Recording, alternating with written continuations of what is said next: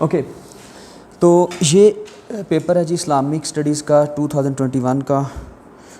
دیکھتے ہیں جس کو. What is belief in the day of judgment? عقیدہ آخرت. پہلا سوال بڑا ہی کامن اور بڑا انٹرسٹنگ.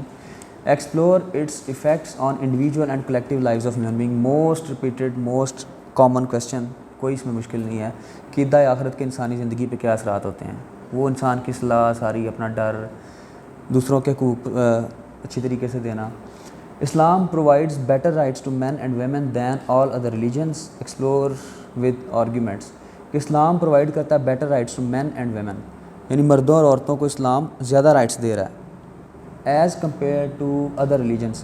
بالکل ٹھیک ہے. اس میں آپ کمپیریزن کریں ہندوازم سے، کرسچینٹی سے، کسی بھی مذہب سے، مطلب اس کی عورت کی جو عزت ہے، جو بچوں کا مقام ہے، ایک دوسرے کی میوچل رسپیکٹ ہے، ہر حوالے سے ہم بتا سکتے ہیں.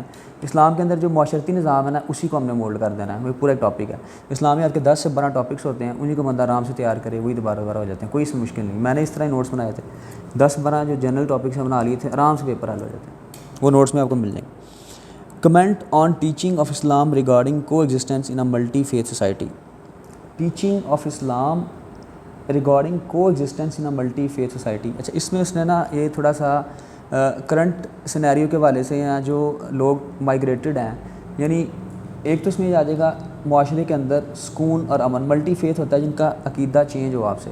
اس میں اندر وہ کہہ رہا ہے کہ ایکسٹریمزم کو کس طرح دوسرے مذہب کے لحاظ سے اور اپنے مذہب کے لحاظ سے جو سیکٹیرینزم ہے، سیکٹیرین وائلنس ہے، ایکسٹریمزم ہے، اس سے بچنے کا یہاں پہ ہے کہ اسلام کس طرح آپ کو امن و آشتی، صبر و تحمل سے رہنے کا درس دیتا ہے کہ آپ ایک ایسی سوسائٹی جس کے اندر لوگ ڈفرینٹ بلیف سے تعلق رکھتے ہیں، اس میں کس طرح آپ ایگزسٹ کر سکتے ہیں. سمپل ہے. اس میں اندر بھی بتا دے گا دوسروں کے عقائد کی، دوسروں کے نظریات کی رسپیکٹ کرنا. مذاق سے اسلام ویسے منع کرتا ہے.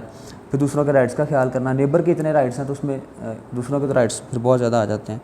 اس کے بعد آ جائے گا جی Islamophobia is a sign of extremism. یہ بھی کرنٹ سینیریو میں ٹاپک جو اس نے اس حوالے سے بتایا کہ اسلاموفوبیا جو اسلام کا ایکسٹریمزم کا کانسیپٹ ہے، give suggestion for its remedy.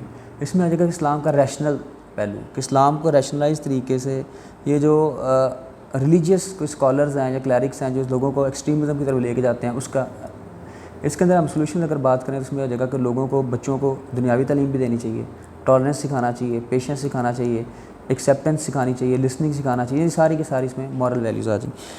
Express the principles of accountability of rulers according to the holy Quran and سنہ.